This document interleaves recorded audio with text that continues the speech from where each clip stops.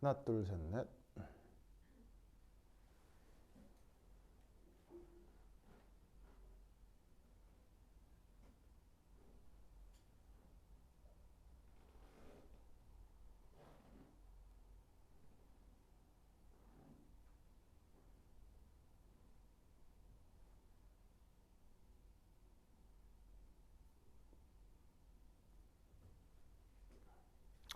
하나, 둘, 셋, 넷. 여러분 소리 잘 들려요? 자, 몇 명? 하나, 둘, 셋, 넷, 다, 일곱. 그러면 여기 여덟 명에서 여섯. 하나, 둘, 셋, 넷, 다, 일곱. 이면 총 14명이잖아요. 그쵸? 여기 한 명 더. 6. 여러분 소리 잘 들려요? 아, 늦는다고요? 아, 그래? 한 명 더 오겠구나. 아, 오르마 소리 잘 들려요? 하나, 둘, 셋, 넷. 오케이. 좋아, 가자.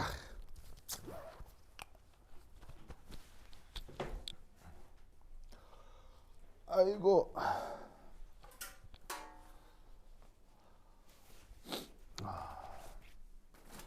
자기 이름이 뭐더라? 준혁? 준영. 준영이 혹시 하온이라고 알아요? 아, 김하온이에요. 이하온이가 김하온. 래퍼요. 헤어스타일 비슷한. 근데 멋있어요. 랩 잘하죠. 잘할 것 같은데. 준영이? 알았어요. 래퍼 준영. 좋아.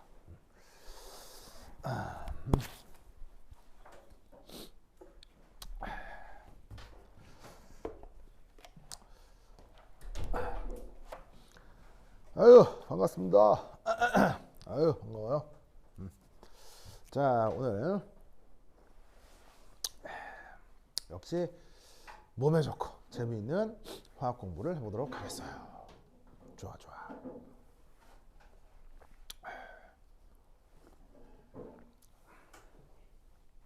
자, 우리가 지금 주로 하고 있는 내용이 뭐예요? 뭐 기초 양자역학 부분이죠. 양자역학이라고 해서 그렇다고 해서 막 수식을 막 쓰고 아니 뭐 실제로 계산하고 이런 건 아니지만 수식이 실제로 어떻게 도입되는지 그리고 그 수식에 들어있는 개념 정도를 우리가 이제 차근차근 알아가고 있습니다. 자, 그래서 이제 그걸 좀 살펴볼 텐데,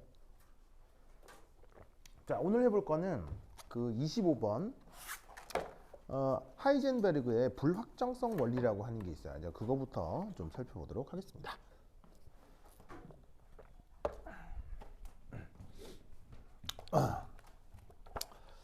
자, 여러분 인양반 기억나요? 바로 저번 시간에 바로 나왔었죠. 어떤 업적을 쌓았던 사람이죠? 네, 바로 그렇죠. 그 행렬. 행렬을 이용해서 그 파동 함수 그거를 표현하려고 했던 그 사람입니다. 그래서 역시나 엄청난 수학자고요. 그래서 이제 초창기 양자역학에 아주 지대한 업적을 남긴 학자 중에 한 명이죠. 인양반이 또 냈던 어떤 중요한 원리, 그 이론이 있는데 그거를 우리가 이제 뭐라고 부르냐면 uncertainty principle이라고 합니다. 여기 좀 묘한 표현이 있는데 여기 이제 uncertainty, 그러니까 이게 사실은 마치 그 광전 효과에서 아인슈타인이 일함수라는 말을 썼던 것처럼 이 uncertainty도요 다른 분야에서 거의 쓰이지 않는 말이에요. 그래서 그냥 딱 이 사람이 거의 만들어낸 말 같아서 다른 부분에선 쓸 이유가 없고요. 그 다음에 실제로 대체할 더 좋은 표현이 있어요. 바로 뭐냐면 이걸 번역할 때는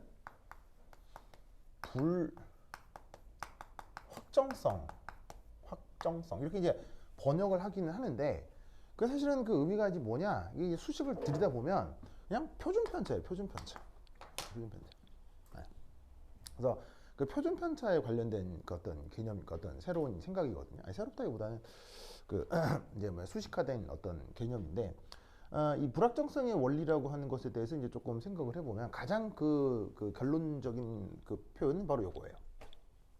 그래서 그냥 이 표현이 어떻게 왔느냐라고 한다면 사실은 굉장히 그 좀 복잡한 수학적인 계산이 있습니다. 그래서 나도 4학년 1학기 때인가 2학기 때 이제 그 학교에서 양자화학 수업을 들었을 때 그때 한번 불확정성 원리를 증명하는 걸 한번 해본 적이 있거든요. 그때 해보고 두 번 다시 안 해봤어요. 알겠죠? 그래서 이거 사실은 이 완벽한 이 사람은 수학자이기 때문에 얘를 증명하는 수학적인 과정이 있습니다. 근데 뭐 그거는 지금 할 일은 없으니까 그냥 그 수학적인 과정을 생략하고 나와 있는 결과만 좀 살펴보자 이런 뜻이죠. 그래서 이제 그 결과를 보면 수식 표현이 이래요. 그럼 이 수식 표현에 나와 있는 것들의 의미를 이제 하나하나 살피면 우선 H바는 그 2파이분의 H 그걸 얘기하는 겁니다. 그래서 이제 플랑크 상수 2파를 나눈 건데 그걸 또 2로 나눈 어떤 상수를 토대로 어떤 부등식이 하나가 이렇게 나와 있죠. 등호도 아니고 부등식이에요. 부등식 알겠죠? 이때 여기서 델타 x, 델타 px라는 표현이 있는데 이 1차원에 대해서 지금 이렇게 표현을 한 거예요. 그랬을 때 이 한 차원에 대해서 지금 델타 x와 델타 px라고 하는 녀석이 있는데 이게 각각 뭘 얘기하는 거냐? 여기에 있는 그 x라고 하는 게 바로 위치. 그 다음 여기에 있는 px라고 하는 것이 바로 선 운동량을 뜻해요. 그래서 어떤 입자의 위치와 어떤 입자의 선 운동량에 대한 건데 자, 그 모든 물리량들을 내가 측정을 한다고 하면 항상 그 측정에는 뭐가 나타날 수밖에 없어요. 바로 표준편차. 표준편차가 나타날 수밖에 없죠. 이 표준편차는 뭐 모든 데이터들의 통계 처리에 항상 나타날 수 있거든요. 예를 들면 여러분들 뭐 키의 평균이라고 하면 여러분들 키 뚜뚜뚜다 재가지고는 평균, 이거 간단한 산술 평균을 구해놓고 산술 평균에서 여러분 각각의 그 뭐냐면 데이터가 얼마나 차이가 나는지 그걸 쫙 더해서 표현하는 게 바로 표준편차예요. 아마 중학교 교과 과정에 표준편차 배우죠? 배우죠? 영어로 뭐라고 하죠? 표준편 영어로? 영어로 뭐라고요? 영어로 스탠다드 디비에이션이라고 합니다. 이 스탠다드 디비에이션, 그러니까 우리말로 표준편차라고 번역하는 쟤를 이 하이젠버그가 불확정성 이렇게 좀 묘한 표현을 쓴 거거든요. 그래서 이제 표준편차라고 해도 되는데 이제 막 또 새로운 표현을 하나 쓰고 싶었나 보죠. 그래서 이제 이렇게 쓴 건데 결국 하이젠베르그의 불확정성 원리라고 하는 건 측정의 표준편차 그들 사이에 어떤 수리적 관계가 성립한다는 얘기예요. 그래서 여기서 이제 표준편차를 지금 표현하는 방법을 좀 볼 텐데 결국 x가 위치라고 했고 거기에 델타라고 쓴 게 뭐냐면 위치 측정의 표준편차를 얘기하는 거예요. 그렇죠? 얘는 운동량 측정의 표준편차. 그럼 여러분들은 중학교 통계 시간에서 이걸 배운 적이 있을 건데 어떤 물리량의 표준편차는 수식적으로 어떻게 표현할 수 있어요? 바로 그 물리량을 제곱한 것의 평균에서 그것의 산술 평균을 제곱해서 빼 그리고 루트 그걸 우리가 뭐라고? 표준편차라고 정의하죠. 이런 거 배운 적 있죠? 배운 적 있죠? 배운 적 있죠? 그래서 위치도 그렇고 운동량도 그렇고 마찬가지예요. 그래서 어떤 물리량이 있고 그것의 표준편차를 이렇게 어떤 물리량이 있고 그것의 표준편차를 이렇게 표현한다라는 사실은 뭐 양자역학적인 거나 고전역학적인 거나 똑같아요. 이때 이제 여기서 뭐 위치를 또 어떻게 알아내느냐 운동량 자체를 또 어떻게 알아내느냐에 또 양자역학적인 계산 방법이 더 다 있겠죠. 그래서 막 저번 시간에 말씀드렸던 3차원 중적분 뭐 해가지고는 뭐 위치의 제곱의 평균도 구하고 뭐 아니면 위치의 평균도 구하고 해서 여기 착착착 넣어서 어떤 시스템에서 어떤 입자의 위치 측정 표준편차와 운동량 측정 표준편차를 따로따로 구할 수가 있단 말이에요. 그래서 거기까지는 큰 문제가 없는데 재밌는 건 이 두 개가 이런 속성을 가져야 된다는 얘기예요. 그럼 이런 속성의 의미가 뭐냐라는 거죠. 자, 여기에서 얘도 운동량, 얘도 어떤 표준편차고 얘도 어떤 표준편차인데 그 두 개가 곱해졌어요. 그러니까 단순 곱하기예요. 단순 곱하기로 표현됐을 때 그게 자, h바분의 2니까 이것도 그냥 어떤 양의 상수죠. 어떤 양의 값, 플러스 값을 갖는 어떤 상수일 거 아니에요. 플랑크 상수가 그 6 곱하기 10의 마이너스 34승 정도 되니까 그거를 뭐 2로 나누고 4파이로 2파이로 나누고 뭐로 나누고 하여튼 어떤 어떤 숫자일 거 아니에요. 그 숫자보다 두 개를 곱한 값이 무조건 커야 된다. 왜 그러냐에 대해서는 나중에 배우도록 하시고요. 이 사람이 수학적으로 증명해서 노벨상까지 따낸 거니까 뭐 만나보지, 알겠죠? 그러면 나와 있는 이 결론은 어떻게 해석해야 되느냐? 바로 요렇게 해석해야 된다 이런 말이에요. 자, 이게 무슨 말이냐면 이겁니다. 자, 어떤 입자에 대해서 그 입자의 위치도 측정했고 운동량도 측정했다고 칩시다. 이때 둘 중 하나의 표준 편차가 작아진다. 그러면 이 말은 무슨 말이냐면 둘 중 하나의 표준 편차가 만약 요 값이 만약에 작아진다 라고 하면 어쨌거나 제한 조건이 두 개를 곱해서 어떤 양의 상수보다 커야 하기 때문에 하나가 작아지면 나머지 하나는 어떻게 될 수밖에 없다는 얘기예요. 커질 수밖에 없다는 얘기예요. 무슨 말 알겠어요? 반대는 반대고요. 얘가 작아지면 얘가 커져야 되고 얘가 작아지면 얘가 커져야 된다는 얘기예요. 왜? 어떤 양의 상수보다 커져야 되니까. 그럼 이게 어떤 느낌인지 잘 안 올 수 있죠. 그럼 아예 극단적인 경우를 한번 생각해 보죠. 표준 편차가 만약에 어떤 한 놈이 극단적으로 0이 된다고 쳐요. 저게 이제 어떤 물리적 의미인지는 조금 이따 생각해 보도록 하고, 두 개를 곱했는데 거의 0에 근접하다고 쳐요. 근데 곱해서 어떤 양의 상수보다 커야 되니까 이게 0일 때 얘가 뭐가 돼야 어떤 양의 상수값보다 커질 수밖에 없겠어요. 얘는 무한대로 커져야 되겠죠. 무슨 말 알겠죠? 그러니까 뭐 정확하게 0이라기보다는 0에 근접하는 값일수록 얘는 어떻게 되겠어요? 무지막지하게 커져야 두 개가 곱해져서 어떤 양의 상수보다 커질 거란 얘기죠. 그건 뭐 반대여도 마찬가지고요. 무슨 말 알겠죠? 그렇다면 이때 표준 편차가 커진다, 작아진다, 혹은 표준 편차가 0에 수렴한다, 표준 편차가 무한대로 커진다. 이게 어떤 의미인지 한번 생각을 해보자 이런 말이에요. 조금 통계적인 용어로 표현을 하자면 이런 표현을 쓸 수가 있는데, 표준 편차가 작아진다 라고 하면 그때는 어떤 말을 쓸 수 있냐면 정밀도가 커진다 이런 표현을 쓸 수가 있고요. 표준 편차가 커진다 그럼 이 말은 정밀도가 작아진다 이런 말로 생각을 해볼 수가 있어요. 무슨 말 알겠죠? 알겠죠? 자, 그러면 우선 이 말에 들어서기에 앞서 잠시 정밀도와 정확도에 대한 얘기를 잠깐 해보고 싶은데, 여러분 혹시 정밀도라는 말의 뜻을 알아요? 정밀도? 정밀도?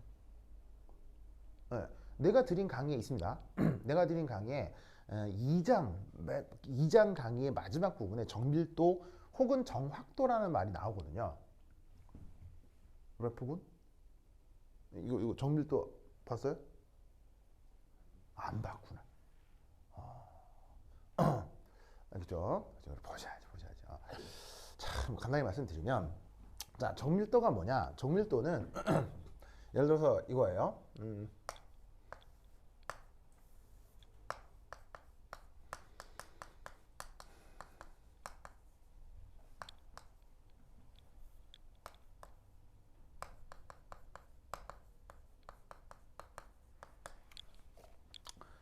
자, 예를 들어서 어떤 이제 관역이 있는데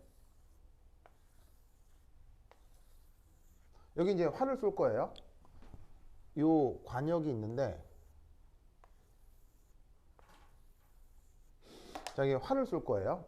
활을 쏠 건데 어떤 사람이 활을 어떻게 썼냐면 활을 한 대여섯 번 쏜 거지. 대여섯 번 쐈더니 활을 예를 들어서 이렇게 쏜 거야. 이렇게. 자, 또 하나 이렇게 쏜 거야.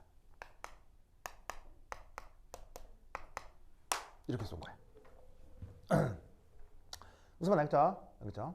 그럼 이때 딱 봐도 이거를 뭐 수학적으로 어떻게 표현할지는 모르겠으나 이렇게 활을 쐈다는 것의 어떤 특징, 그리고 이렇게 어떻게 활을 쐈다는 것의 특징이 딱 그 직관적으로 다르다는 건 알겠죠?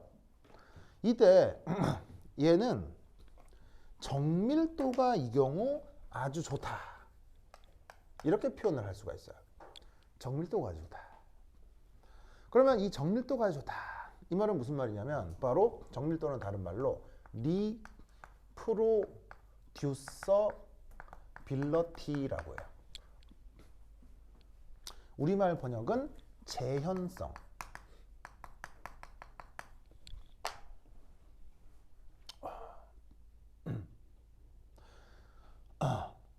자, 재현성이라고 하는 게 뭐예요? 제자가 다시고 현이 나타난다는 얘기죠. 다시 나타나는 성격을 리프로듀서빌러티라고 해요.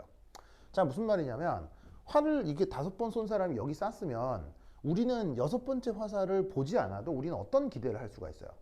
이 사람이 쐈을 때 그 다음 화살이 이 언저리에 또 맞겠구나 라는 생각을 할 수 있죠. 그렇죠? 자, 반면에 이쪽은 뭐냐면요, 이 정확도라고 하는 거는, 정확도가 좋다는 말은 다른 말로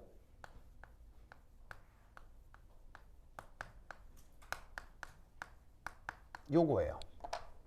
자, truth라고 하고 우리말로는 참값 이렇게 번역할 수 있는데 바로 참값에 얼마나 가까우냐. 무슨 말인지 알겠죠? 그거를 보여주는 개념이 바로 정확도예요. 그래서 이 사람은 약간 화살이 띄엄띄엄하긴 하지만 예를 들어서 뭐 평균을 낸다고 할지, 그 다음에 어떤 화살은 정말 관역 중간에 딱 맞고 있고 그렇죠? 그래서 데이터들을 평균하거나 아니면 특정 데이터가 정말 참값에 아주 잘 들어가 있을 경우, 무슨 말인지 알겠죠? 이런 경우를 우리가 정확도가 좀 있다 이렇게 이제 표현을 할 수가 있어요. 그래서 정밀하다, 정확하다 무슨 말인지 아시겠죠? 알겠죠? 자, 근데 이때 사실은 실험을 해서 가장 좋은 건 뭐겠어요? 정밀도하고 정확도가 어떻게 되는 게 가장 좋은 실험이겠어요? 정밀하면서 동시에 정확한 게 가장 좋겠죠?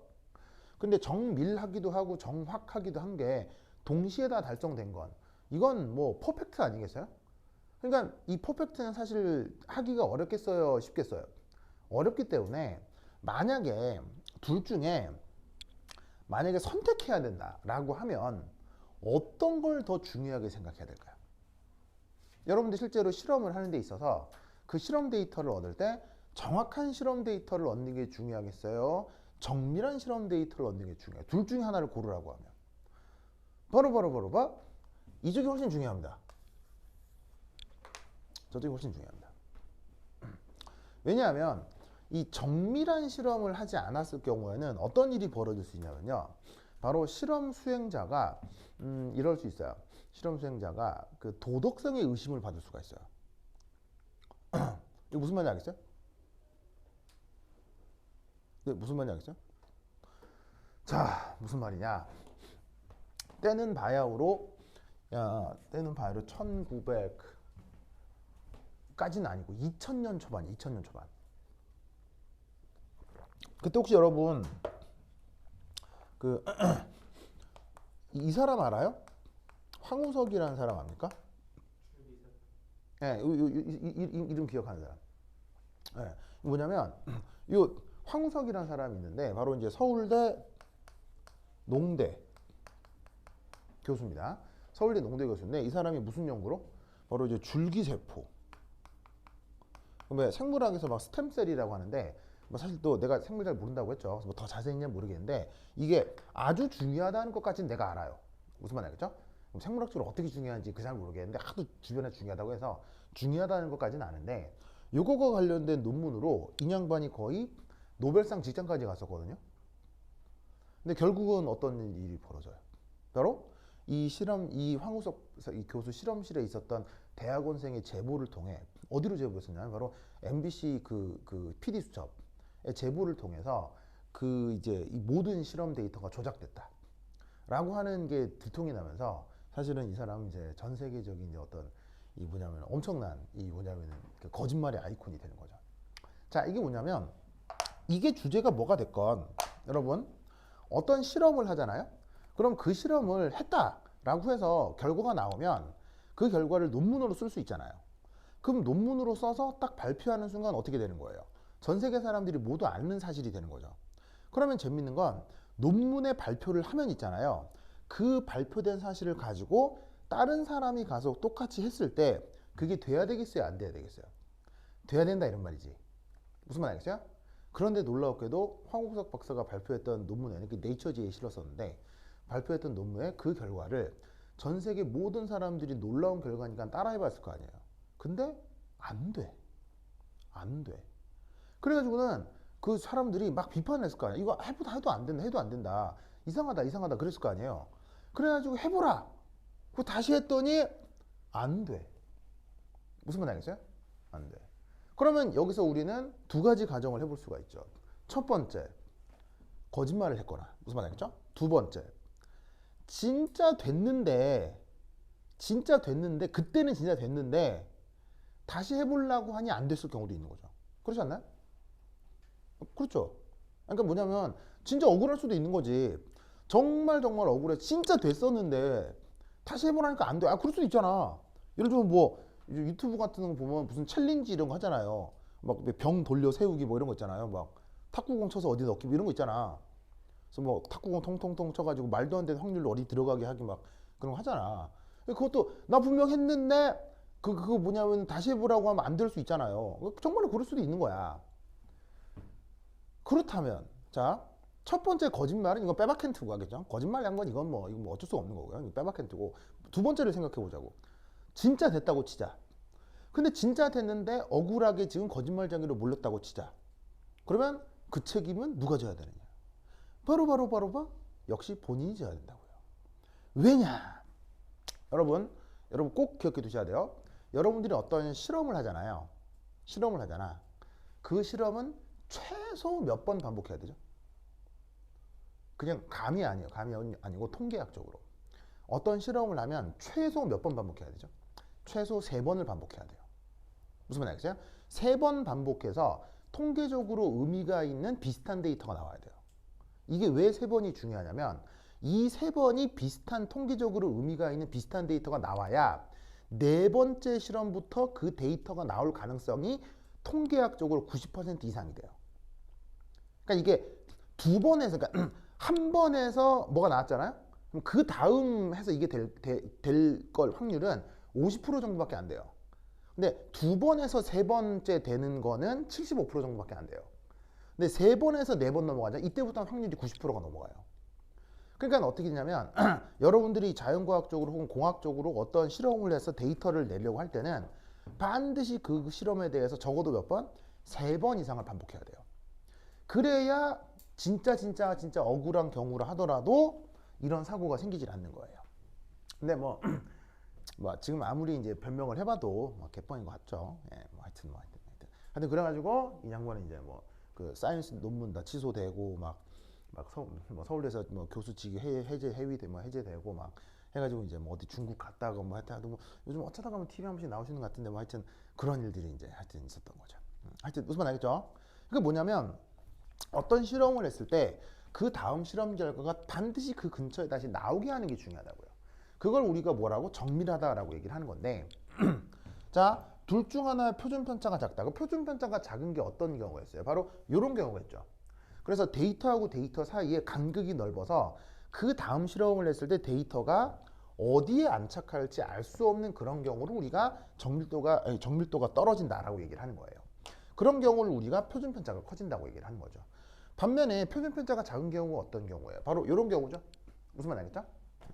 그래서 지금 여기에 표준 편차가 커진다, 작아진다, 정밀도가 작아진다, 커진다 이런 식의 의미를 이렇게 파악할 수 있어야 되겠습니다. 그래서 주어져 있는 이 수식의 의미가 바로 뭐냐면은 둘 중 하나를 정확하게 측정하면 나머지 하나를 불확실하게 측정할 수밖에 없다라는 결론이죠. 이유는 없어요. 예, 무지막지한 증명의 결과이기 때문에 그런갑다 이렇게 생각을 하시면 되고, 다만 그 고전역학적으로 짐작할 수 있는 방법이 있긴 하거든요. 근데 그거는 내가 강의에 올려뒀기 때문에 그걸 보고 짐작하시면 됩니다. 다만 여러분 시험에는 뭐만 나온다? 그냥 이 결과 이것만 나옵니다. 그래서 저 결과를 저 수식 이 표현을 외운 상태에서 어떻게 계산에 답을 유도하는지 정도만 알면 되기 때문에 이 수식이 어떻게 유도가 됐는지 수학적으로 어떤 의미인지 그건 전혀 모르셔도 돼요. 알겠죠? 그래서 요게 바로 하이젠베르그의 불확정성 원리가 되겠습니다. 아시겠죠? 소요 논리 꼭 기억해 두세요. 자, 그럼 그게 지금 하려고 하는 주제와 어떤 관계가 있느냐? 이걸 한번 살펴보죠. 자, 두 번째. 자, 우리가 앞에서 뭘 했었냐면요. 보어라는 사람의 그 주장을 한번 공부한 적이 있어요.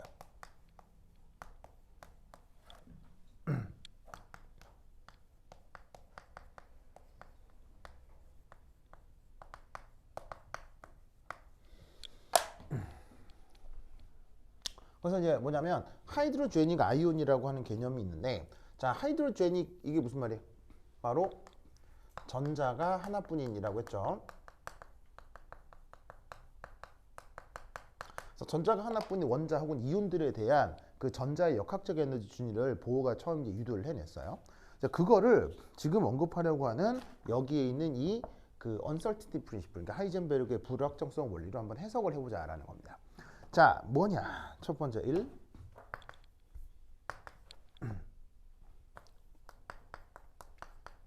자, 쓰고 해설을 하겠습니다.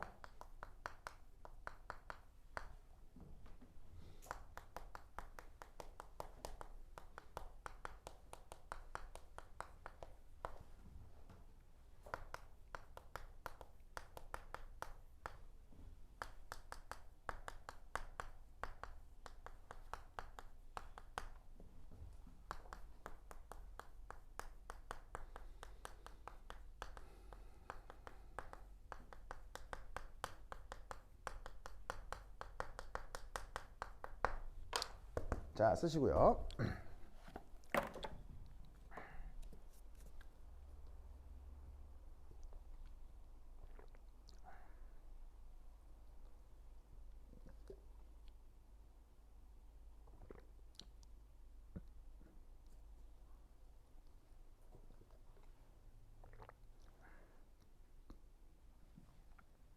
자, 이게 무슨 말이냐면 하이드로제닉 아이온 같은 경우는 원자핵 몇 개 있어요? 원자핵 한 개 있고요. 그 다음에 주변에 짜잔. 자, 이렇게 전자궤도가 있고 여기 전자가 이렇게 땅 하나 있잖아요. 그렇죠? 그리고 이때 그 수소 원자 모델에서 여기서 여기까지 거리를 Rn이라 했다 이런 말이지. 그죠? 그리고 저 Rn이 어떻게 표현됐었냐면 바로 Z분의 N Z분의 A 제로 곱하기 잠깐 S 쓰지 말아봐요. 그게 가물가물해. Z분의 N제곱 Z분의 있었구나. Z분의 N제곱 곱하기 A 제로 이런 식으로 표현이 됐고 이때 N이 뭐? 1, 2, 3 자, 이 결과 기억하시죠? 자, 각각의 항은 뭐예요? 자, Z는 핵의 원자 번호고요. N은 주양자 수고요. 그 N이라고 표현되는 거. 이때 그 보호 모델 같은 거 표현할 때 이게 N이라는 이 그 뭐냐면은 이 첨자를 써줄 때 N이 1부터다라는 이 표현을 꼭 쓰라고 했었습니다. 여러분 학교 선생님들이 요거 표현이 없으면 감점을 했다라고 했었죠. 그래서 항상 이 보호 모델 같은 거 표현할 때 N 이렇게 나오면 N이 1, 2, 3, 4다를 항상 주변에 괄호로 표현해 주시길 바래요. 그리고 여기 A0라고 하는 것이 또 이제 구체적인 수식과 값이 있죠. 걔가 얼마냐면 입실론 제로 H 제곱 오버 파이 E 제곱 M2 해서 대략 0.529 옹스트롬. 저렇게 표현이 됩니다. 자, 그럼 여기서 핵 주변에 전자가 존재할 수 있는 보세요. 거리는 명백하죠. 보호의 주장에 따르면 반드시 이렇게 제한된 거리에서만 전자의 궤도가 나타날 수 있다. 그리고 이 궤도가 아니면 이 전자는 있다 없다 절대로 존재할 수 없다 라고 얘기하는 게 보호의 얘기예요. 다만 뭐만 알 수 있냐면 핵으로부터의 거리에 따라 전자가 이 궤도가 아니면 전자는 없거나 있거나 없거나 뭐 그런 거예요. 허용된 궤도가 아니면 절대로 없고 허용된 궤도에서만 무조건 전자가 있다 라는 표현이 바로 보호의 표현이에요. 자, 그런데 이 표현은 거리에 대한 거지 보시다시피 방향은 어때요? 방향. 자, 생각해 보세요. 거리라고 하는 건 자, 여기서부터 가깝냐 뭐냐 이게 거리죠.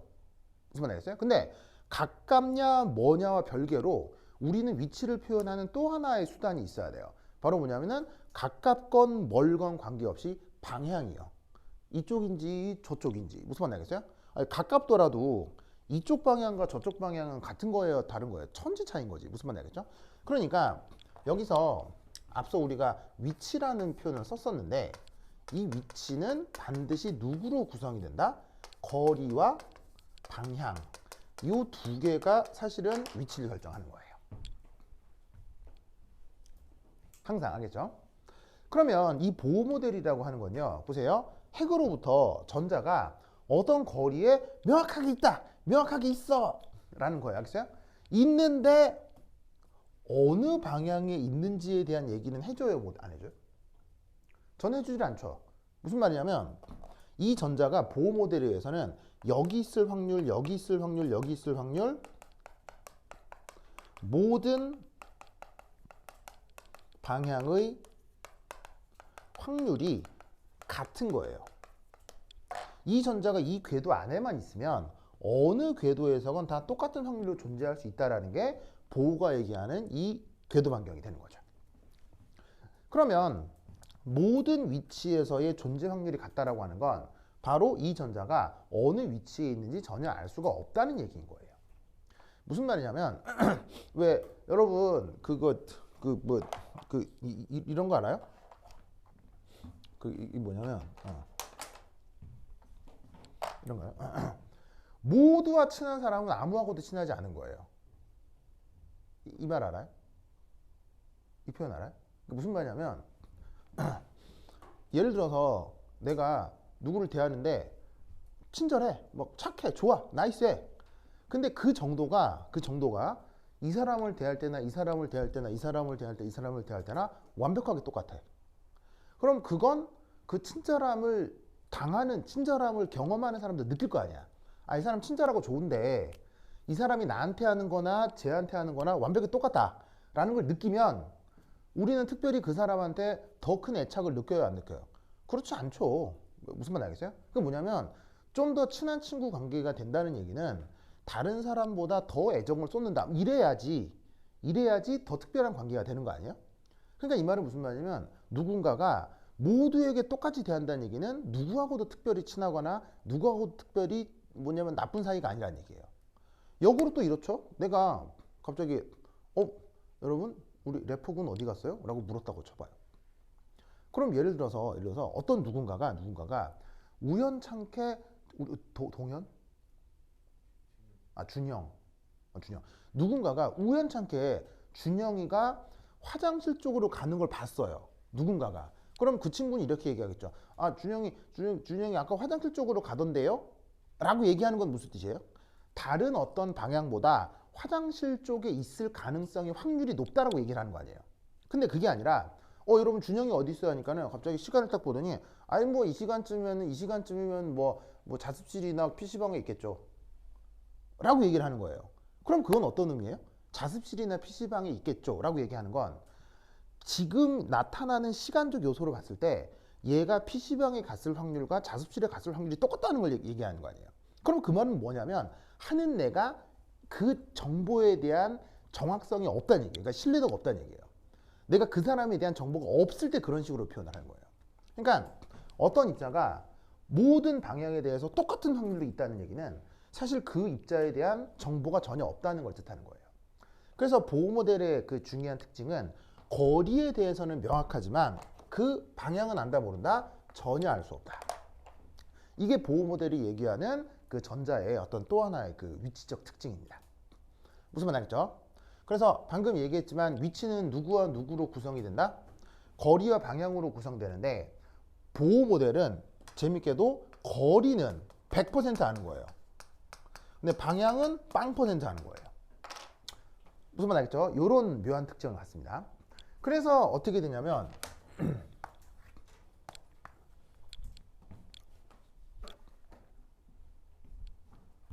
결국 n 자 얘가 보시다시피 1, 2, 3, 4의 자연수인데 사실 보호 시대 때는 이런 말을 쓰진 않았어요. 보호는 이런 말을 안 썼는데 후대에 여기 이제 주양자수다 뭐 이런 식의 표현을 쓰기는 하거든요. 근데 이 말 쓰거나 안 쓰거나 크게 상관은 없는데 저렇게 1, 2, 3, 4로 주어져 있는 이 n으로 결정되는 자 어떤 상태에서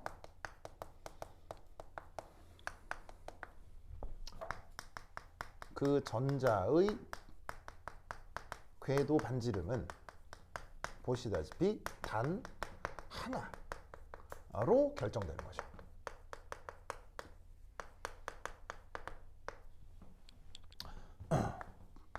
자, 그래서 어떻게 되냐면 얘를 이제 그림으로 이제 표현을 하자면 자, A 해서 자, y축은 여기다가 쓰자. 좀 당겨서. 자, 여기다가 이제 그릴 게 뭐냐면요. 이게 전문 용어로는 radial distribution function이라고 합니다.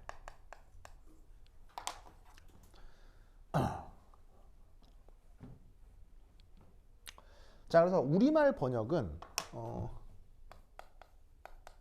방사상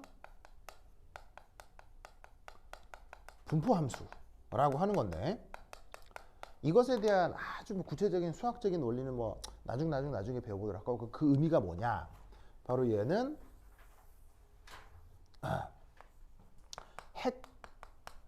핵으로부터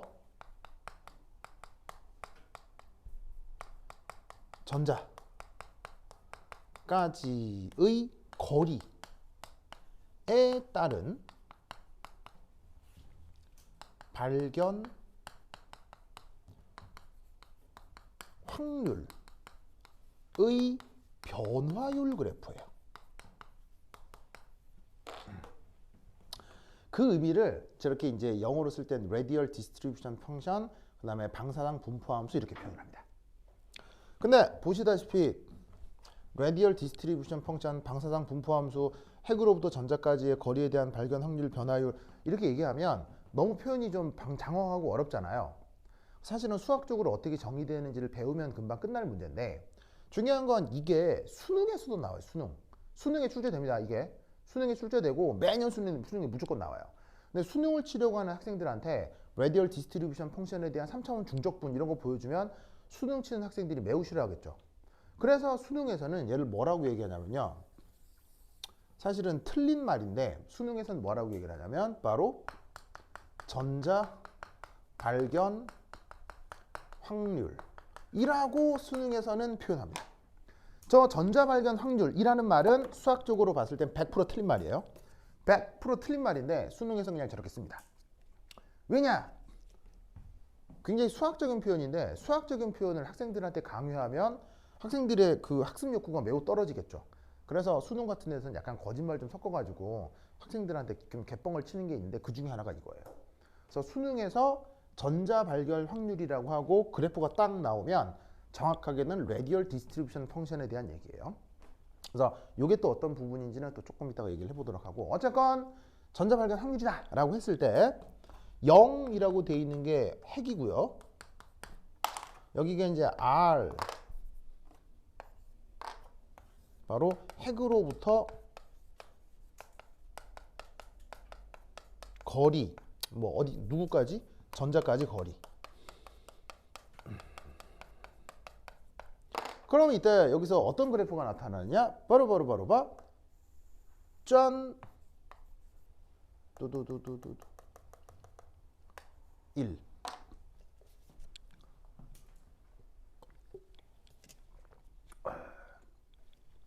보시죠. 이렇게 표현되는 게 바로 보호가 얘기하는 저 모델의 특징인 거예요.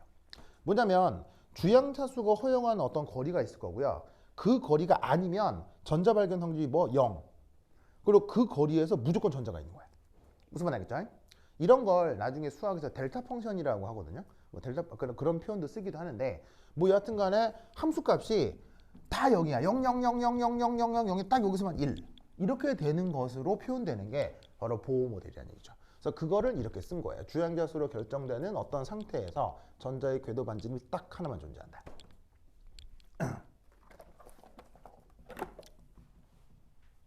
아시겠죠? 그래서 이때 세 번째 또 어떤 해석을 할 수 있느냐? 바로 위치, 이제 위치를 측정해야 되겠죠? 이 위치에 대한 방향은 알 수 있어요? 몰라요? 전혀 모르죠.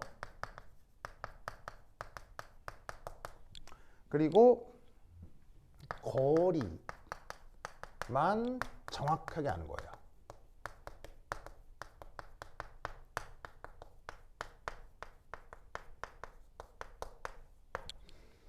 자, 그래서 어떻게 된다? 위치를 측정할 때도 어찌 되겠습니까? 일부의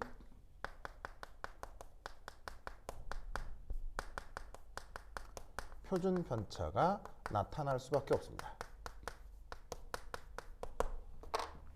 자, 일부의 표준 편차가 나타난다는 게 무슨 말이냐면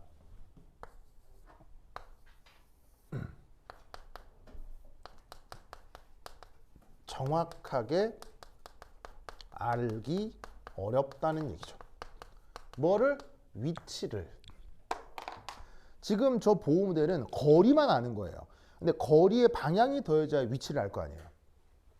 무슨 말 알겠죠? 그렇죠? 그래서 보호 모델은 그 전자라고 하는 입자의 거리만 알고 방향에 대한 정보가 전무한 그런 독특한 시스템입니다. 그래서 이때 우리는 어떤 생각을 할 수 있냐면 이런 생각. 자, 여기 줄게요. 여기 줄게요. 여기 줄게요.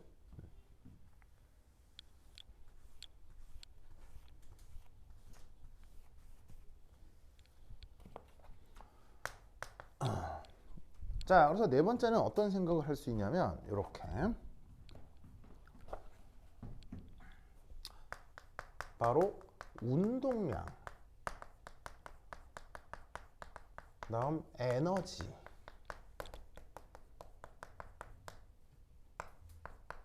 뭐 보시다시피 표준 편차가 나타난다는 얘기입니다.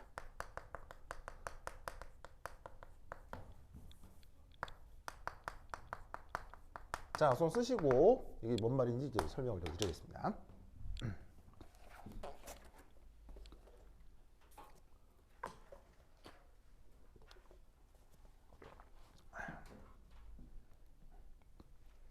자, 이게 뭔 말이냐? 여러분 잘 봐요. 우선 어디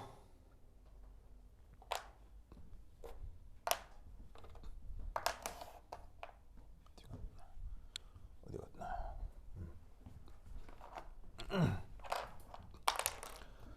그 우선 뭐 지금 나온 말이니까 살짝 한번 얘기를 하면 이게 과라는 말이 있죠.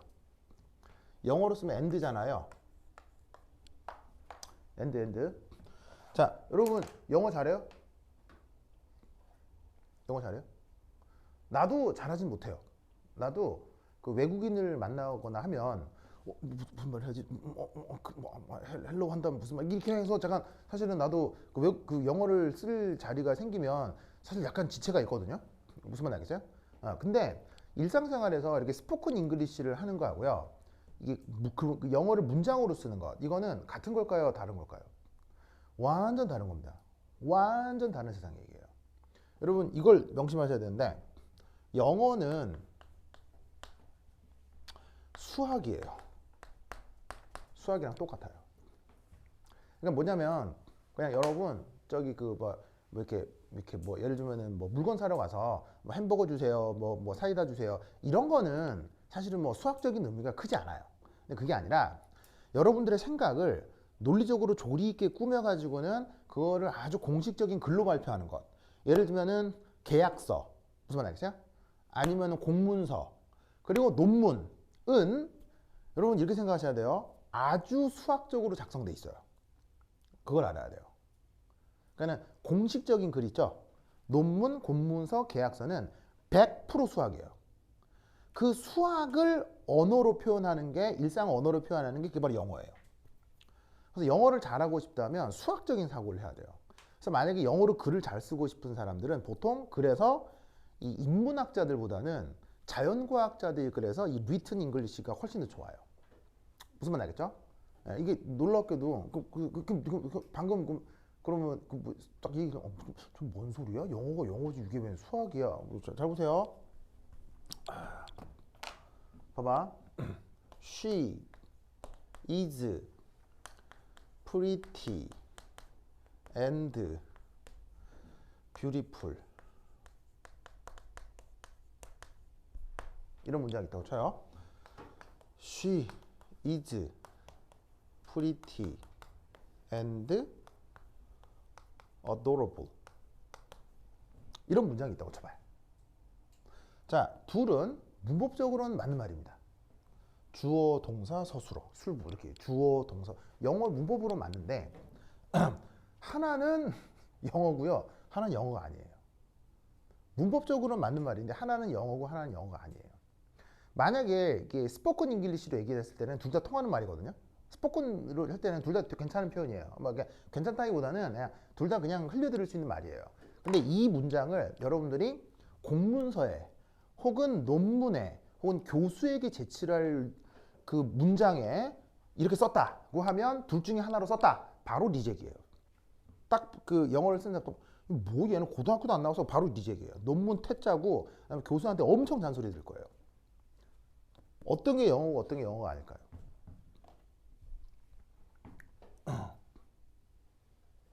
이렇게 쓰면 큰일 나요. 무슨 말 알겠죠? 이건 영어가 아니에요.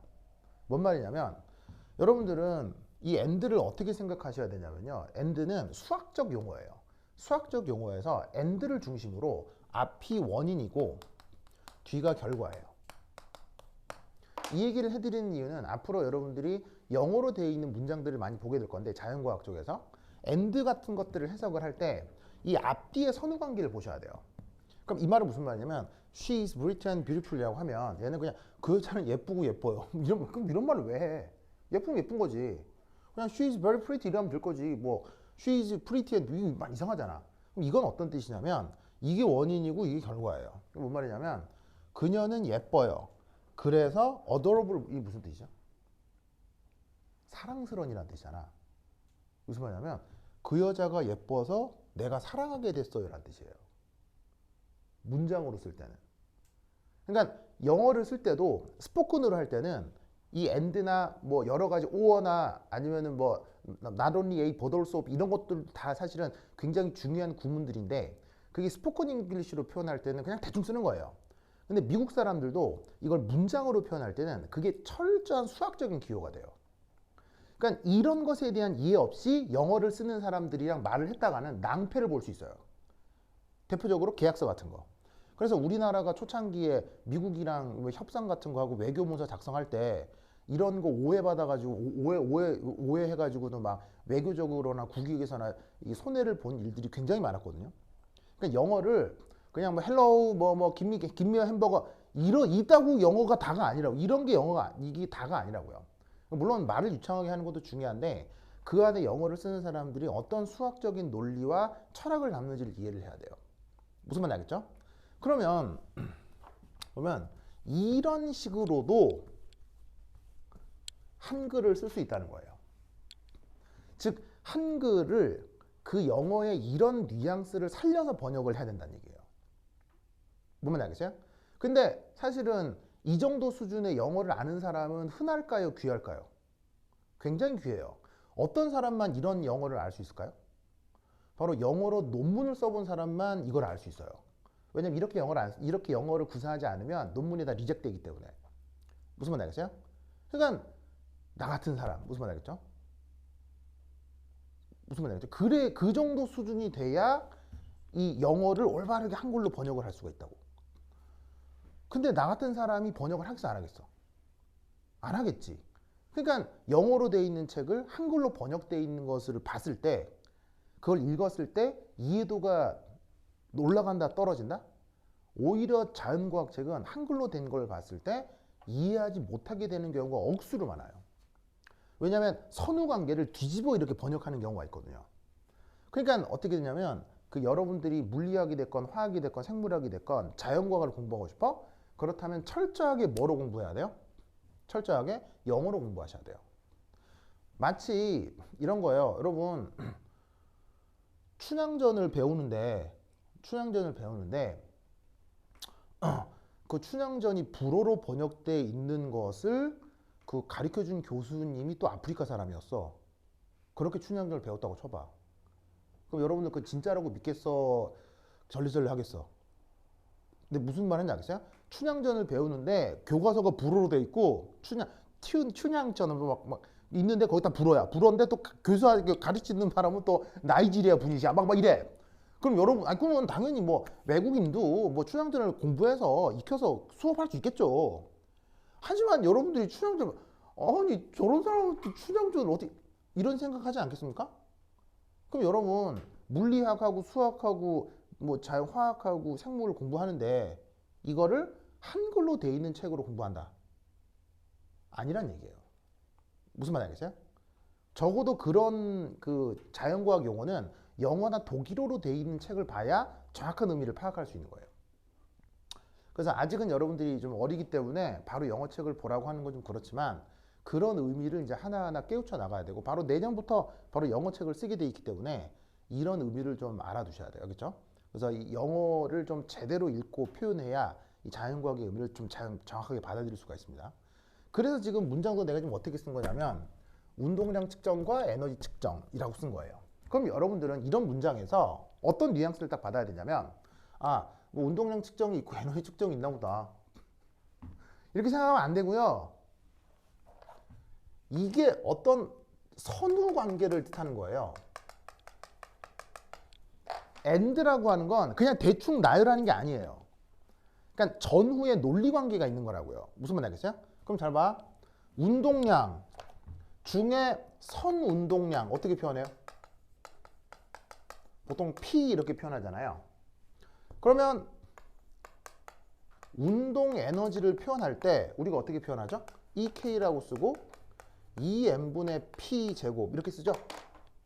그럼 이 말은 무슨 말이냐면 운동량을 측정한다는 얘기는 동시에 뭐를 측정하는 거랑 같은 얘기라는 거예요. 운동 에너지를 측정하는 거랑 같은 말이라는 거예요. 또 다르게는 운동량 중에 각운동량이라고 하는 애가 있죠. 걔는 어떻게 표현돼? 보통 L 이렇게 많이 표현을 하는데 그러면 운동 에너지를 또 어떻게 표현할 수 있어요? EK라고 쓰고 2I분의 L 제곱 이렇게 표현할 수 있죠. 그래서 이때 M은 질량인데 이 I는 뭐 이렇게 관성 뭐라고 하지? 관성 모멘트라고 하죠. 그 뭐 모멘텀 이너시아라고 하는데 그게 뭐냐면 운동량을 측정한다는 건 그걸 바로 뭘 측정하는 거다? 에너지를 측정하는 거다가 되는 거예요. 그러니까 영어로 하면은 측정 모멘텀 앤드 에너지 이렇게 돼 있겠죠. 그러니까 영어를 내가 잘 구사하진 못하더라도 그 앤드라는 말이 있을 때 그 앤드를 중심으로 앞 뒤의 관계를 찾을 수 있어야 돼요. 그래야 그 말을 한 그 의미를 정확하게 받아들일 수가 있는 거죠. 무슨 말 알겠죠? 알겠죠? 그래서 그 표현을 내가 지금 한글로 최대한 바꿔놓은 거예요. 그러니까 별거 아닌 표현 같지만 사실은 이런 걸 읽을 때 사람들이 받아들이는 깊이의 정도가 다른 거예요. 알겠죠? 그래서 다시 이제 원래 얘기로 돌아오면 운동량을 측정한다는 건 결국 누구를 측정하는 거랑 의미상 같아진다는 얘기예요. 에너지를 측정하는 거랑 의미상 같아진다는 얘기인 거예요. 알겠죠? 그럴 때 역시 뭐가 발생한다? 표준 편차가 발생한다. 왜? 요 관계. 자, 수소 원자 모델 같은 경우는 위치를 정확하게 알 수 있어요? 몰라요? 정확하게 알 수가 없죠. 정확하게 알 수 없으니까 그 위치 측정의 표준 편차가 일부 존재하는 거예요. 그럼 표준 편차로 이 2분의 h 파이를 나누면 그 운동량 측정에도 표준 편차가 나타날 거 아니에요. 그럼 운동량 측정에 표준 편차가 나타난다는 얘기는 에너지 측정에도 표준 편차가 나타난다는 얘기죠. 그럼 여러분 표준 편차가 나타난다는 얘기는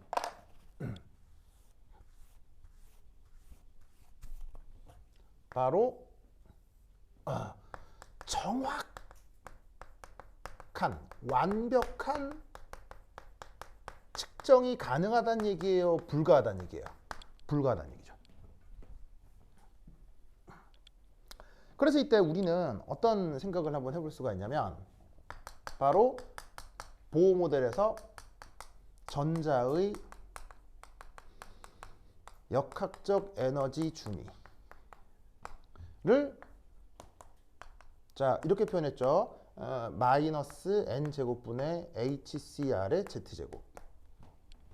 이거 기억나시죠? 외우셔야 돼요. 이건 정말 중요한 표현이에요. 그리고 유도 과정도 외우라고 했었고요. 자 이때 또 절대 빼먹으면 안 되는 거.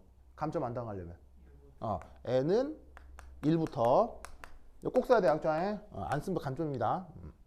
이거 이때 여기서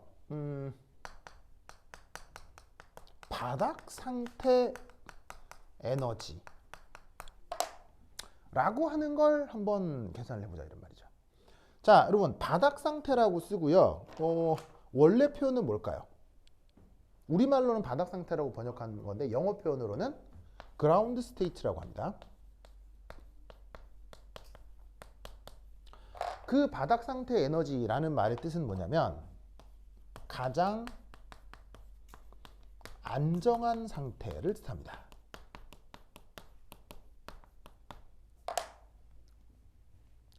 그러면 가장 안정한 상태가 여기서 n이 뭐일 때겠어요? 바로 보시다시피 n이 커짐에 따라서 에너지가 커지고 있고 n은 1, 2, 3, 4 이렇게 되니까 가장 바닥 상태는 n이 1일 때일 거 아니에요. 1 넣으면 마이너스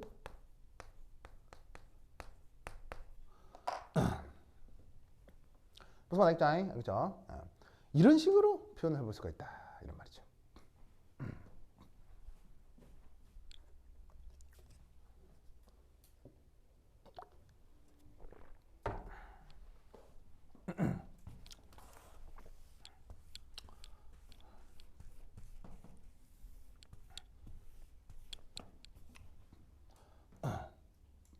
그래서 이렇게 우리가 이제 전자의 역학적 에너지 준위를 이렇게 표현을 할 수가 있는데 보호 모델에서 나타나는 이 에너지 준위가 실제로 측정을 하면 여기에서 어떤 일이 벌어진다? 상당히 큰 표준 편차들이 나타날 수가 있다는 거예요. 그거를 무엇으로부터 이 불확정성 원리로 뭐냐면은 생각해 볼 수가 있는 거죠. 그러니까는 그 보호 모델이라고 하는 것 자체가 방향을 제대로 알 수가 없기 때문에 에너지 측정에서도 항상 문제가 생길 수가 있다. 그래서 요 측정, 이게 뭐냐면 에너지를 측정하는 데 있어서 보호 모델은 지금 이렇게 정확하게 이제 에너지 표현을 하고 있잖아요. 에너지 표현을 하고 있지만 실제 측정에서는 이 에너지와는 좀 다른 어떤 표준 편차들이 마구마구 발생할 수가 있어요. 그래서 그거를 이제 이렇게 말로 표현을 해주시면 됩니다. 그러면 이 보호 모델이라고 하는 게 사실은 이걸로 끝나는 게 아니라 이후에 물리학자들에 의해서 연구를 해보니 이거 좀 이상하다 이렇게 됐을 거 아니에요? 그래서 그 이후에 이제 양자역학이 제대로 도입이 돼서 이 수소원자 모델에 대한 새로운 이제 해결책을 이제 제시를 한 게 바로 이게 되겠습니다. 3. 자, 첫 번째는 불확정성 원리에 대한 거고, 두 번째는 보호 모델, 세 번째는 바로 양자역학적 관점입니다.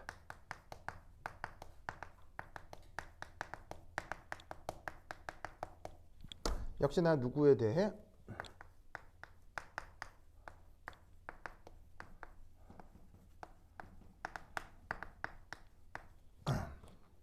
전자가 하나뿐인 수소 원자에 대해서.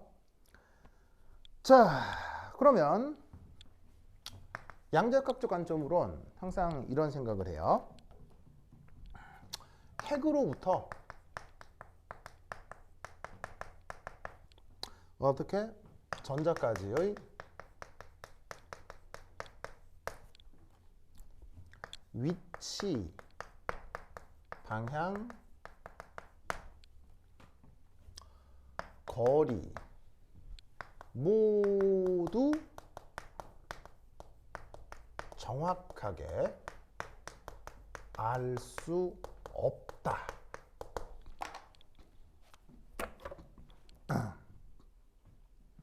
라고 생각합니다. 그래서 아까 뭐 어떤 얘기를 했었냐면 위치라고 하는 게 거리에다가 방향을 더하면 그게 이제 위치다라고 했는데 양자역학적 컨셉으로는 위치를 구성하는 방향, 거리 모두 정확하게 알 수가 없다라고 얘기를 하는 거예요. 여기 정확하다라는 말의 뜻은 표준 편차가 0이 되는 걸 뜻하는 건데 그렇게 될 수 없다는 얘기죠. 그래서 실제로 양자역학적으로는 수소 원자 모델에서 그 전자의 방향도 거리도 항상 정확하게 알 수 없어서 위치도 불명확하게 표현을 해주는 겁니다. 그래서 이때 어떤 표현을 쓰냐면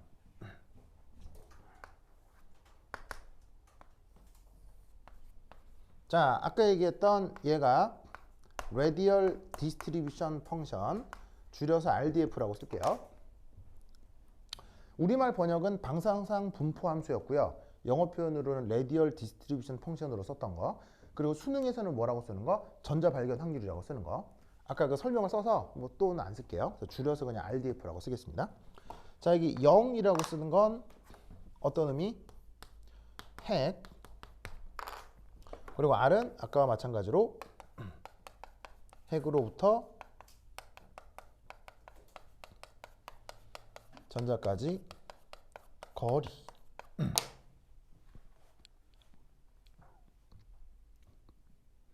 이때 뭐 아직 배우진 않았지만 뭐 나하고 얘기하진 않았지만 여러분들이 뭐 선행학습을 통해서 왜 S오비탈, P오비탈, D오비탈 이런 말 들어본 적 있죠. 그래서 이미 그 나와 있는 S오비탈, P오비탈, D오비탈 등등등에 대해서 수학적으로 레디얼 디스트리뷰션 펑션들이 다 표현이 돼 있어요. 그럼 오비탈이라고 하는 게 많잖아요. 뭐 1S, 2S, 2P, 3S, 3P 여러 개가 있잖아. 여러 개 중에 그나마 제일 간단한 거 1S 오비탈에 대해서, 그죠? 1S 오비탈에 대해서 한번 표현을 해보도록 하겠습니다.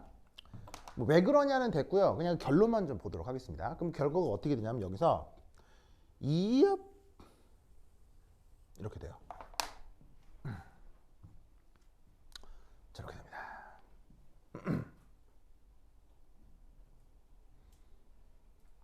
야, 조금 아니 왜 안 지워도 되는데 좀 완만하게 그릴게요. 조금 키가 좀 커, 작은데 이렇게 좀 작게 그려. 아니면 크기로 상관없는데 내가 이제 필기하려고 조금 여기 공간을 좀 확보하려고 이렇게 그렸어요.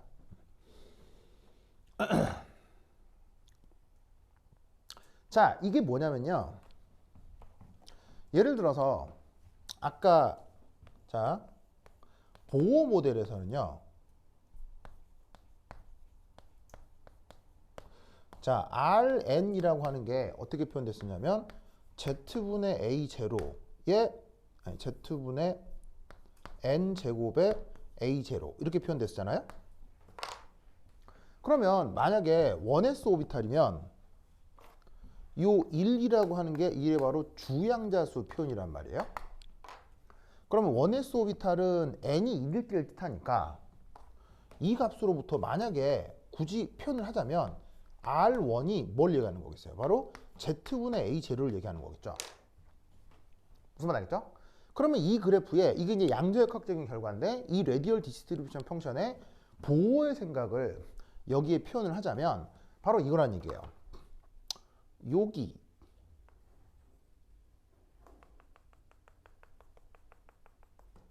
자 여기가 어디냐면 바로 극대점이에요. 극대. 요 그래프의 극대점. 그 극대점에서 요 값이 바로 뭐냐면 Z분의 A0예요. Z분의 A0. 그 Z분의 A0에서 짜잔 그 함수값이 1이 되는 거, 확률이 1이 되는 거. 이게 바로 무슨 모델이라고요? 요게 보호 모델이라고 했을 때 그 극대점의 이 Z분의 A0를 중심으로 그 확률이 사방으로 퍼져 있는 이렇게 분포하고 있는 이 결과가 요게 바로 양자역학적 결과인 거예요.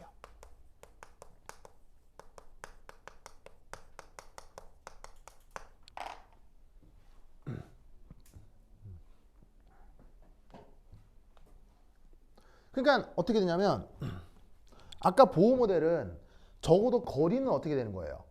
여긴 절대로 없고 여기만 있다. 여긴 절대로 없다. 이렇게 얘기를 하는 거잖아요. 근데 양자역학적으로는 어떻게 얘기를 하는 거냐면 그래 보호 모델이 얘기하는 그 언저리에서 전자를 발견할 확률이 조금 클 수는 있어. 하지만 그렇다고 해서 꼭 그 거리에만 전자가 있어야 되는 게 아니고 거기보다 좀 가까이도 거기보다 좀 멀리도 전자가 일부 존재할 수 있어. 다만 확률이 좀 줄어들 뿐이야 라고 얘기를 하는 거예요. 무슨 말 알겠죠? 이게 마치 뭐하고 같은 거냐면 여러분 요즘 일기예보 봤어요? 일기예보? 일기예보 보죠. 뭐 뉴스 같은데 끝머리 일기예보 나오잖아요. 그러면 요즘은 일기예보를 어떻게 하냐면요. 내일 비 올 확률은 뭐 72%입니다. 이렇게 얘기를 해줘요. 이런 말 들어본 적 있죠? 근데 내가 아기 때는요. 내가 초등학교 다닐 때는 일기예보가 어떻게 나왔었냐면요. 내일 비가 올 것이니 우산을 준비하시기 바랍니다. 이렇게 했었어요. 무슨 말 알겠죠? 그럼 생각해봐. 내일 비 올 확률이 72%다 라고 얘기를 하는 거나 내일 비가 옵니다 라고 얘기를 하는 거나 비슷하게 들릴 수는 있잖아요. 하지만 말을 하는 데 있어서 내일 비가 옵니다는 단정적인 얘기인 거고요. 그걸 확률로 표현하는 건 조금 더 많은 것들을 감안하겠다는 얘기인 거죠. 그래서 마치 이 보호 모델이라고 하는 게 여기에만 있고 다른 데는 절대 있을 수 없어. 그러니까 이 보호 모델은 여기는 전부 다 함수값이 0이다가 갑자기 여기서 함수값이 1이 되는 거예요. 그리고 다시 그 외에는 다시 함수값이 또 다시 0이 되는 거죠. 이렇게 표현하는 것이라면 양자역학적인 결론은 뭐냐면 그래 가장 함수값이 높게 확률이 높게 전자가 존재할 수 있는 곳도 있지만 그것보다 좀 가까이 그것보다 좀 멀리도 전자들이 있을 수 있어 라고 얘기하는 게 바로 양자역학적인 표현 방법입니다. 알겠죠? 그래서 이 문제 풀 때 가장 중요한 그림이 바로 요거예요. 그래서 이 문제에서 가장 중요하게 그려져야 되는 그림이 요걸 그리시면 돼요. 그래서 y축에다가 레디얼 디스트리뷰션 펑션이라고 써도 되고 아니면 수능처럼 그냥 전자 발견 확률이라고 써도 큰 문제는 없어요. 왜냐하면 실제 수능이라고 하는 공식력이 있는 시험에서 저렇게 쓰고 있기 때문에 그냥 저렇게 y축 그래프를 y축에다가 전자 발견 확률이라고 쓰시고 보호 모델은 이건데 양자역학적인 모델은 이거다. 핵에서부터 거리에 따라 이렇게 논술을 하셔도 돼요. 아시겠죠? 그래서 이게 그 뭐냐면은 보호 모델과 현재 양자역학의 큰 차이고 역시나 어떻게 되겠습니까? 방향, 거리에 대한 표준 편차가 나타나는 거죠. 정확하게 알 수가 없으니 당연히 에너지 측정에서도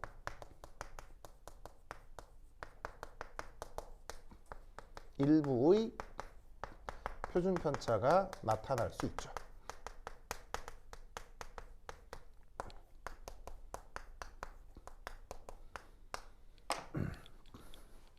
그래서 이런 논리를 우리가 뭐라고 부른다? 불확정성 원리라고 합니다. 그래서 불확정성 원리만으로 끝낼 수는 있는데 그걸 이제 또 이렇게 기존 우리가 알고 있는 보호 모델 혹은 양자역학적 모델에 적용해서 한번 표현해 보라 라는 문제를 작년에 한번 낸 적이 있습니다. 그래서 이렇게 내용 정리를 하시면 되겠어요. 뭐 여러분들한테 최대한 그 뭐냐면 그 설명을 하려고 나도 좀 장황하게 얘기를 했는데 답안지를 작성한다? 라고 하면 사실 이 그림만 딱 하나만 그려놔도요. 한 60점 이상은 받을 수 있는 거예요. 그렇죠? 문제의 60% 이상은 득점을 이건 할 수 있으니까 요 그림을 그리는 게 중요하겠죠? 요 그림을 딱 그려놓고 이건 뭐다 이렇게 설명을 해주면 된다고. 알겠죠? 다다. 오케이. 다다. 그 다음 26번 한번 가보도록 하겠습니다. 자, 26번입니다. 자, 필링 마무리 하시고요. 자, 지울게요.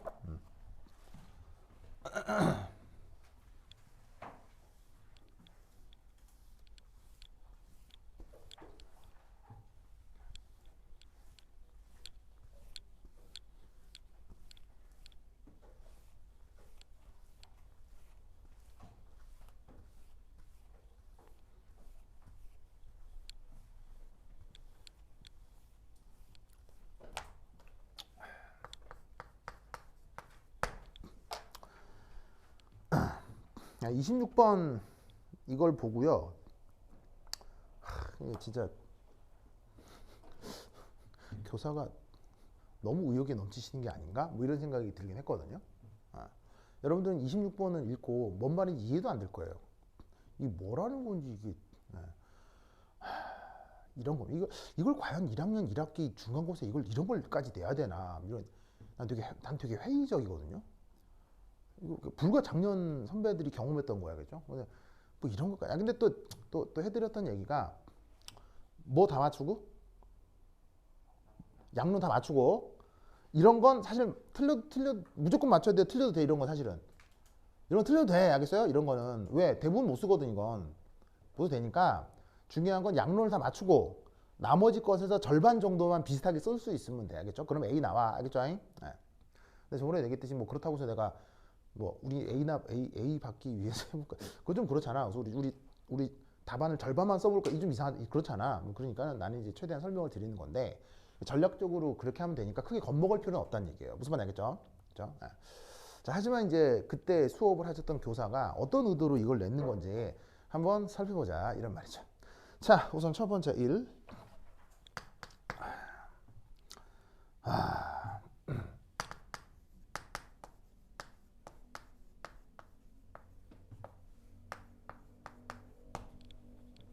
자, 보호 모델에서는 이게 그 어떤 컨셉이냐면 바로 핵 정지에 있을 거예요. 그리고 전자만 그 주변을 등속 원운동한다 라는 의미로 분석을 한 게 바로 보어 모델이죠.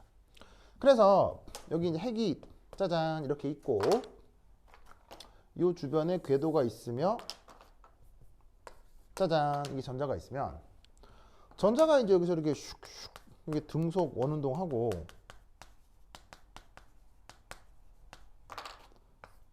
얘는 스탑 정지해 있는 거지. 그래가지고 막 유도과정 보여드렸죠. 유도과정 어떻게 외우라고 했는데 유도과정 외웠어요? 언제 외웠어요? 네. 유도과정 외웠어요? 아니 이게 지금 외웠단 말이에요. 아니, 답이 이게 억양이 이상하잖아요. 완벽하게 외우지 완벽하게 외우지는 못했다고요. 그래서 어떻게 썼냐면 둘 사이의 쿨롱 인력이 구심력이 되고 첫 번째. 그럼 두 번째 각운동량 양자와. 자, 각운동량 양자와는 이유가 있다 그랬어요, 없다 그랬어요? 이유가 없기 때문에 다짜고짜 외워야겠죠. 그리고 그 두 개만 딱 연결하면 바로 뭐가 나와? 궤도 반경이 나와. 그 두 개만 연결하면 바로 이게 나온다고. 그 상태에서 전자의 역학적 에너지 수식을 쓴 다음에 그 역학적 에너지 수식에 얘를 다시 집어넣어. 그러면은 에너지까지 구할 수 있어. 알겠죠? 그 순서를 기억해야 돼. 알겠죠? 순서를 기억하지 않으면 수식을 이렇게 대입을 할 때 우왕좌왕 할 수 있거든요. 그래서 이거 어디 넣었더라? 어디 넣었더라? 이렇게 되니까 그 순서를 꼭 기억해야 돼. 알겠죠? 자, anyway. 그래서 그렇게 해갖고 그래서 저거 Rn을 구하면 N제곱에 Z A0 이렇게 나오는데 이때 이 A0가 아까 썼던 것처럼 입실론 제로의 H바 제곱에 파이의 E 제곱에 ME 에서 뭐 파이 이건 뭐 파이고요. E 제곱 뭐 E 제곱은 전자 전화량이고요. 입실론 제로는 진공의 유전율, H는 플랑크 상수인데 여기서 중요한 요소가 바로 ME가 뭐죠? 바로 전자 질량. 그래서 이 A0를 우리가 보호 반지름이라고 하는데 그 보호 반지름을 전자의 질량으로 표현하고 있다고요. 전자 질량이 뭐 9.1 곱하기 10의 마이너스 32 1cm 하여튼 뭐 있거든. 정해진 값이 있을 거 아니에요. 그거 놓으면 보호 반지름이 구해지고 그래서 나오는 값이 어떻게 되냐면 0.529 옹스트롬이 된다 이런 말이에요. 알겠죠? 그런데 이걸 여기 쓸게요.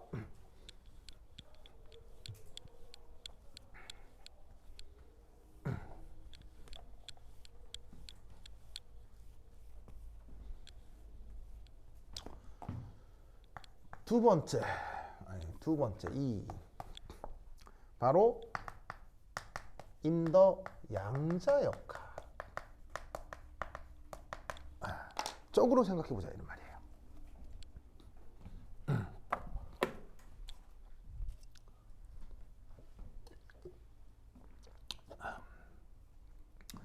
여러분 혹시 지구과학 시간에 천동설, 지동설 이런 말 들어본 적 있어요?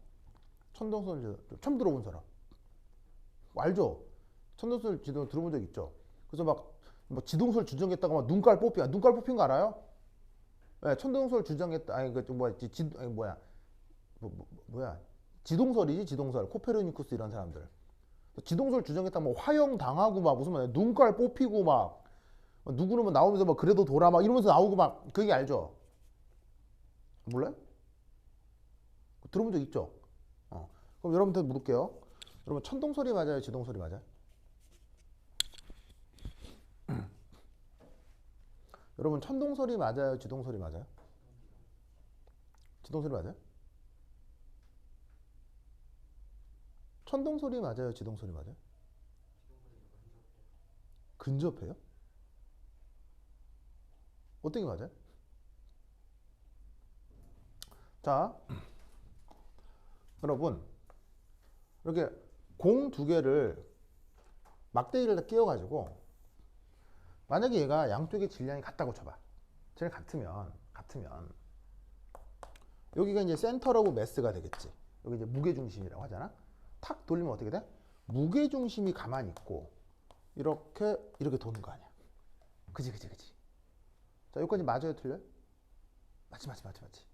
근데 요 놈이 좀 질량이 커졌어. 그럼 센터 오브 매스가 어떻게 되지? 큰 쪽으로 조금 이동을 하지. 이동을 하면서 돈다고 할 때 얘를 중심으로 얘도 돌고요. 그 다음에 얘도 같이 도는 거예요. 무슨 말 알겠어요? 여러분들이 물리학 시간에 회전 운동을 배우게 되면 이게 무슨 말인지를 알 거예요. 이런 식의 이제 구조물을 만들어 놓은 다음에 회전을 탁 시키면 무게 중심만 가만히 있고요. 얘도 돌고 다 돌아요. 다시 한번 물을게요. 천동 소리 맞아요? 지동 소리 맞아요? 둘 다 틀리. 네, 둘 다 맞거나 둘 다 틀린 거예요. 뭔 말이냐면 지구만 도는 게 절대로 아니에요. 지구 주변에 행성이 돌면서 거기에 있는 사실은 태양도 같이 돌고 있어요. 물론 질량 차이가 무지막지하기 때문에 그 무게 중심이 거의 태양 쪽에 근접해 있어서 그냥 우리는 근사적으로 태양은 가만히 있고 지구는 돈다라고 얘기할 수 있지만 또 현대 천문학의 결과에 의하면 그 태양도 사실 가만히 있어요. 이 태양도 은하계를 움직여요. 이 태양도 은하계를 돌아다니고 있다고 하죠. 그리고 우리 태양이 포함된 은하계도 이게 우주를 돌아다닌다고 하죠. 이렇게. 그러면 다시 물을게. 천동 소리 맞아, 지동 소리 맞아? 둘 다 맞거나 둘 다 틀린 거예요. 그거를 사람 눈가를 뽑고 사람을 불태워 죽일 만한 게라고 그게 아닌 거지. 무슨 말인지 알겠어요? 둘 다 맞거나 둘 다 틀리는 거야. 다만 뭐 약간 수학적인 편리성 뭐 이런 건 있을 수 있는데 여러분 편하다 불편하다 예를 들면 뭐 이런 뭐냐면은 주장을 하는 사람도 있어요. 천동설로 행성계의 운동을 표현하면 복잡하다 이렇게 표현하는 사람도 있거든요. 여러분 잘 봐요. 복잡하다 단순하다는 객관적 표현이에요, 주관적 표현이? 주관적 표현이지. 복잡하게 표현해도요, 코딩을 하면 컴퓨터는 코딩 돌아갈 때 주인님 이거 너무 복잡한데 이런 얘기 안 해. 컴퓨터는 그따구 얘기 안 해. 복잡하냐 단순하냐는 이건 인간의 주관일 뿐인 거지 그걸 숫자로 받아들이는 프로그램 입장에서는 아무런 의미가 없는 말이에요. 즉 태양을 중심으로 그러니까 지구를 중심으로 행성계의 운동을 표현해도 되지. 그리고 실제로 그렇게 하잖아. 여러분 천문학 시간에 지구를 중심으로 천구는 지구가 중심이잖아. 이거 되게 이상하지 않아요? 무슨 말인지 알겠어요? 그러니까 지동설만 맞다고 주장하는 것도 되게 이상한 거야. 근데 왜 겨우 그런 관점에 대한 얘기를 가지고 사람을 불에 태워 죽이기도 하고 눈가를 뽑기도 하고 무슨 말인지 알겠어요? 왜 그런 일을 벌였을까? 왜 그런 일을 벌였을까요? 자기 생각을 했던 거. 바로 천동설과 지동설은요 자연과학의 문제가 아니에요. 여러분 지동설을 주장하는 자연과학자들을 때려 죽였던 로마 교황청의 신부들은 지동설을 이해할 만큼의 지성이 없었을까요? 아니야. 그때 당시 그 르네상스 직전에 로마 교황청의 신부들은 그 시대 최고의 지성들이야. 걔들이 미분적분을 못했을까? 절대 그렇지 않아. 걔들이 지동설을 이해를 못해서 지동설 얘기하는 그 과학자들을 죽인 게 아니야. 천동설과 지동설은요 자연과학의 문제가 아니고요 권력의 문제예요. 정치 권력의 문제라고요. 여러분 반역 일으키면 어떻게 돼요? 여러분 봐봐. 인간이 저지를 수 있는 범죄가 여러 개가 있죠. 예를 들면 뭐 이렇게 강도를 그 도둑질을 할 수도 있고 살인이나 여러 가지 죄가 있잖아. 근데 여러분 생각을 하면 할수록 인간이 저지를 수 있는 범죄 중에서 그 형벌. 그러니까 예를 들면 물건 훔치면 징역 몇 년 뭐 이런 거 있잖아. 그럼 형벌이 있는데 인간이 저지를 수 있는 범죄 중에 그 형벌이 제일 큰 거. 그게 뭐야? 인간이 저지를 수 있는 예를 들면 우리가 굉장히 혐오스러워하는 범죄 중에 뭐 강간 뭐 이런 거 있잖아. 성범죄 이런 게 있잖아. 그것도 오히려 생각해 보면 그 형량 클까요, 작을까요? 성범죄 생각해 보면. 그러니까 매우 혐오스럽게 생각하는 성범죄도 생각해 보면요. 그 형벌 그렇게 크다고 느껴지지 않을 수 있어요. 왜? 뭐 우리가 아는 뭐 몇몇 유명한 성범죄자들 있잖아요. 몇 년 살다가 다시 나오잖아. 그러니까 인간이 저지를 수 있는 범죄 중에서 그 형벌이 가장 큰 거, 가장 큰 거 뭘까요? 바로 반역이에요. 반역. 즉 현재의 권력에 대드는 거 있잖아요. 그러면 왜 여러분 이런 말 들어본 적 있어요? 삼족을 멸한다. 아니, 내 아는 친척이 우리가 쿠데타를 일으켰다고 쳐. 그 걔이지 나하고 무슨 관계야? 근데 걔가 쿠데타를 일으켰잖아. 나도 죽어. 무슨 말 하겠어요? 이런 게 어딨냐고. 바로 인간은 권력을 잡은 인간 입장에서 가장 무서운 게 뭐? 이 권력에 도전하는 것. 그럼 이 말이 무슨 말이냐? 르네상스 시대가 정확하게는 패스트예요. 패스트라고 알아요? 흑사병. 흑사병 이전의 시기에 중세 유럽을 휘어잡던 최고의 권력이 뭐예요? 바로 로마 카톨릭이잖아요. 근데 흑사병 이후에 로마 카톨릭이 도전을 받게 됩니다. 왜? 아무리 하나님을 믿어도 흑사병으로 다 죽거든. 그러면서 자연과학자들이 그 로마 교황청에 반하는 얘기를 하는 거야. 그걸 로마 교황청의 신부들이 모르는 게 아니에요. 그걸 이해를 못하는 게 아니고요. 이걸로 뭐가 넘어간다? 정치 권력이 넘어간다. 그래서 결국 정치 권력은 넘어갔어요, 안 넘어갔어요?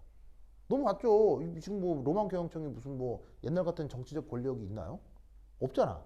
그러니까 그 권력이 넘어가는 것에 대한 권력 투쟁이었던 거예요. 그래서 조선시대 때 누가 뭐 반역을 저지르면 삼족을 멸하듯 로마 교황청이 그 이상 쓸데없는 얘기 하는 게 아니고 이건 일종의 반역 행위라고 본 거예요. 그래서 눈깔 뽑고 불에 태워 죽이고 막 무슨 말 알겠죠? 그죠? 그러니까 여러분들이 어떤 얘기를 들을 때는 그 이면에 숨은 진짜 얘기를 생각해야 된다고요. 그러니까 천동소리 맞다, 지동소리 맞다 이렇게 판단하면 안 돼. 천동소리건 지동소리건 그거 코딩으로 풀어내는 컴퓨터한테는 똑같은 얘기야. 알겠어요? 근데 그거를 가지고 왜 사람 눈깔까지 뽑지? 아, 무슨 말 하는지 알겠죠? 그럼 이 말이 무슨 말이냐? 내가 이 얘기를 왜 했느냐? 가만히 있는 거 아니야. 뺑글뺑글 돌지. 근데 양자역학적으로는 그렇게 생각 안 해.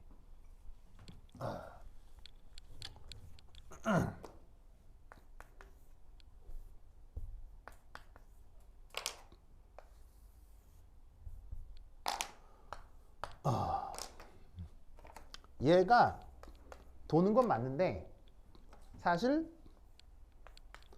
얘도 움직여요. 핵도 가만히 있는 게 아니고요. 핵도 막 움직여요. 이렇게 막 무슨 말 알겠어요? 핵도 막 움직이고 움직이는 속에 거기서 전자가 이렇게 되는 거예요. 무슨 말 알겠죠? 이게 사실 더 그럴듯하지 않겠습니까? 그래서 어떻게 되냐면 여기는 마치 핵이 절대로 움직이지 않는 영원 불멸한 존재이고 거기서 전자만 움직임이 있다고 생각하는데 실제로는 너도 다 움직이는 거예요. 그래서 어떻게 되냐면 양자역학적으로는 얘는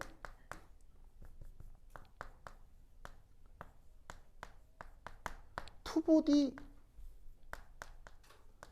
프로블렘이 되는 거죠. 바로 입자가 두 개가 모여서 만들어진 시스템에서의 문제가 되는 거예요.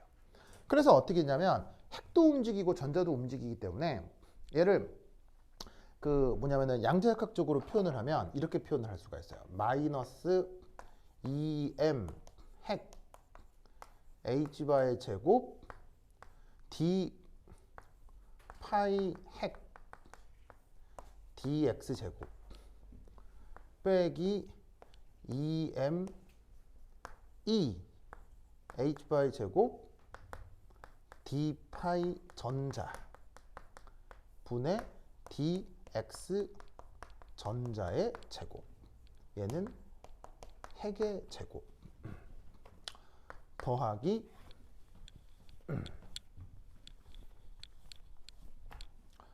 vx 파이. 뭐 얘는 뭐 핵과 전자를 다 지우자. 파이 x라고 쓰고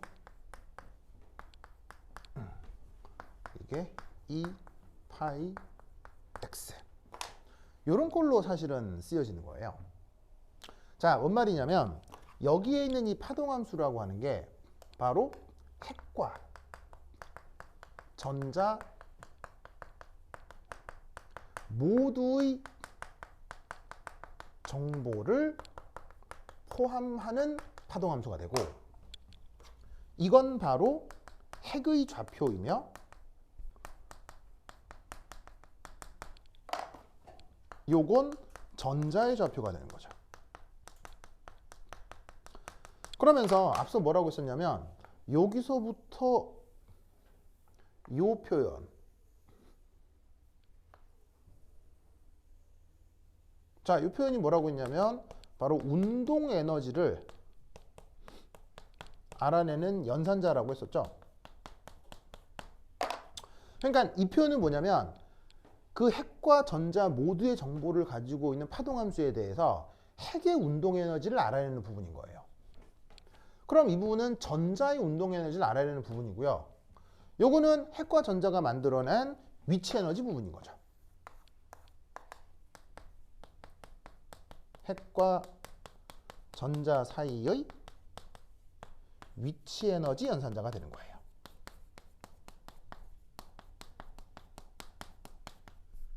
그래서 최종적으로 나타나는 E가 바로 지금의 E, 이거 숫자 2예요. E 입자 시스템의 역학적 에너지가 되는 거죠. 자, 이 수식을 가지고 실제로 미분하고 적분해라. 그게 아니라 그냥 이 상황을 이해하면 이건 굉장히 자연스러운 건데 핵도 있고 전자도 있으니까 핵하고 전자를 구성하는 이게 전체 시스템이 되는 거죠. 그럼 이 전체 시스템에서 어떻게 핵의 운동 에너지가 있고 전자의 운동 에너지가 있으면 그게 전체 시스템의 역학적 에너지에 포함이 돼야 될 거란 얘기예요. 그래서 핵의 운동 에너지 따로 구해주고 전자의 운동 에너지 따로 구해주고 핵하고 전자 사이에 뭐 인력이건 청력이건 있을 거 아니에요? 그것으로부터 만들어진 위치 에너지 더해주고 하면은 전체 역학적 에너지. 이 생각이 당연하지 않냐고. 무슨 말 알겠어요? 이 수식을 어떻게 푸냐 안 푸냐는 나중 문제더라 하더라도. 알겠어요? 아시겠죠? 이 상태에서 그러면 당연히 이걸 이제 풀 때 뭔가 수학적인 어떤 방식을 이용해서 막 풀어낼 거 아니에요? 근데 이때 여기서 이 화학에서는 그런데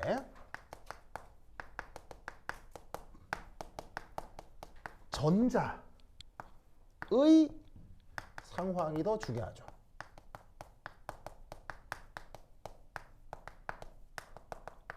맞나요? 왜 화학에서는 전자가 더 중요하죠? 전자가 바로 저번 시간에도 얘기했듯이 초반에 얘기했었어요. 모든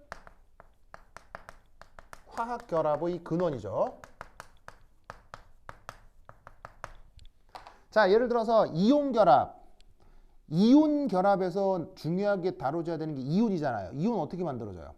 전자를 잃거나 얻거나. 알겠죠? 자, 공유 결합은 어떻게 이루어져요? 전자가 양쪽에 공유되거나 뭐 무슨 말 알겠어요? 그다음 뭐 직접 얘기하진 않았지만 뭐 배위 결합이라고 하는 것들도 있는데 그건 전자쌍이 막 일방적으로 제공되고 뭐 이런 화학 결합도 있을 수 있거든요. 그 다음에 또 슬쩍 언급했던 게 금속 결합이라고 하는 게 있죠. 금속 결합에서는 또 누가 중요해요? 바로 자유전자라고 하는 게 더 중요했죠. 즉 화학에서 생각하는 여러 상호작용 중 화학 결합과 관련돼서 가장 중요한 게 바로 전자라고요. 그러니까 핵도 움직이고 전자도 움직이고 좋은데 화학적으로는 어떻게? 전자가 더 중요하다고. 그래서 여기서 어떤 생각을 할 수 있다? 이런 생각. 핵에 대한 전자의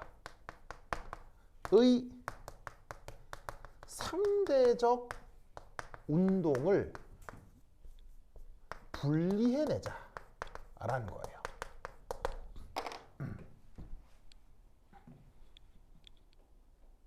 그러니까 뭐냐면 핵도 움직이고 전자도 움직이고 다 좋은데 중요한 건 전자만 바라보자 이런 얘기예요. 그러면 이때 핵이 움직이긴 하지만 관찰자를 어디 세우자고요? 관찰자를 핵에 세우자고 이렇게. 이게 관찰자인 거야. 그러면 관찰자가 핵이 딱 서 있으면 핵이 움직여도 내 관점은 저 전자가 어떻게 움직이는지만 관찰하겠다는 얘기예요. 상대 운동으로 전자를 살펴보겠다는 얘기예요. 무슨 말 알겠죠? 그렇다면 저 수식을 어떻게 바꿀 수 있느냐? 이렇게 바꿀 수 있습니다.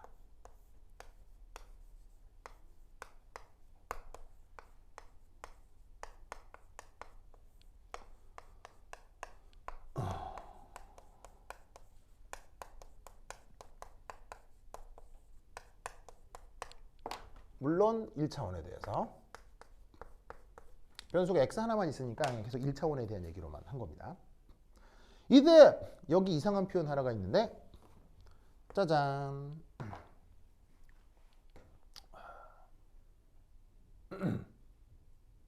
자, 여기 이상한 표현 하나 있죠. 자, 얘를 뭐라고 읽죠? 바로 이제 뮤라고 있습니다. 뮤라고 읽는데 의미가 뭐죠? 바로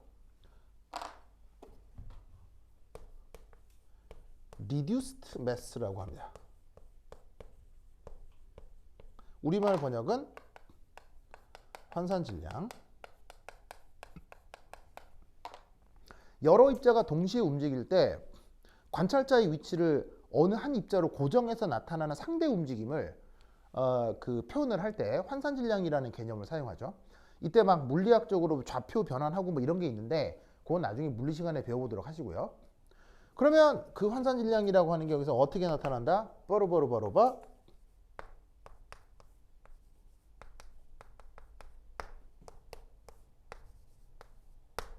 이렇게 나타납니다. 그래서 전자의 움직임만을 핵의 관점에서 바라볼 때 핵의 질량의 역수, 전자 질량의 역수를 더해서 역수로 표현한 게 바로 환산질량의 개념이 돼요. 그럼 얘를 구하면 어떤 값이 나오겠죠? 그게 여기 들어가 있을 때 요걸 풀어낸 게 사실은 바로 우리가 알고 있는 양자역학적 결과가 되는 거예요. 알겠죠? 그래서 요 경우 보호 반지름은 어떻게 표현되느냐? 자, 여기 줄게요. 네.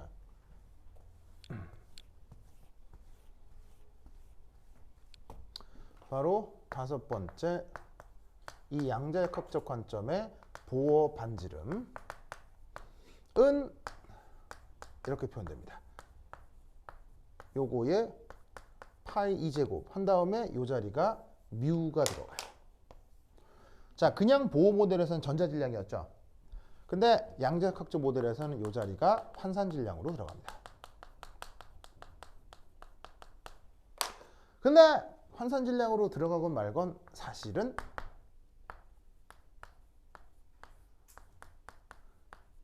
이거하고 값이 매우 비슷해요. 왜일까요? 네, 왜냐하면 자, 전자질량에 대해서 핵의 질량은 보통 2000배가 넘거든요. 두 개를 비교했을 때. 그래서 어떻게 되냐면 핵의 질량의 역수, 전자질량의 역수면 핵의 질량이 압도적으로 크기 때문에 역수를 취했을 때 거의 사라져요. 그래서 근사적으로 어떻게 볼 수 있냐면 그냥 전자질량의 역수라고 생각하셔도 돼요. 이게 거의 무시되기 때문에. 그래서 이런 시스템에선 사실은 환산질량이 거의 전자질량이랑 비슷해져서 양자역학적으로 이렇게 표현되긴 하지만 보호 모델에서의 그 보호 반지름하고 큰 차이는 없어요. 다만 개념적으로는 이런 차이가 있을 수 있다는 얘기죠. 알겠죠? 이 얘기를 쓰면 돼요. 그래서 이 문제에서 이거를 딱 써놓으면 돼. 알겠죠?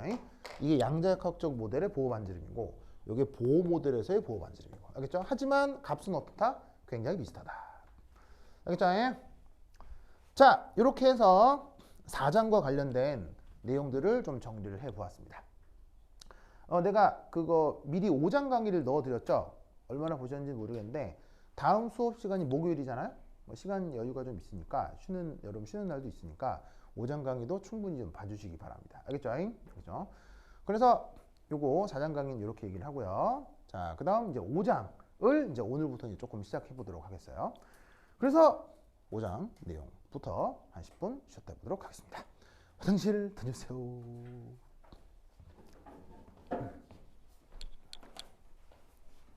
오.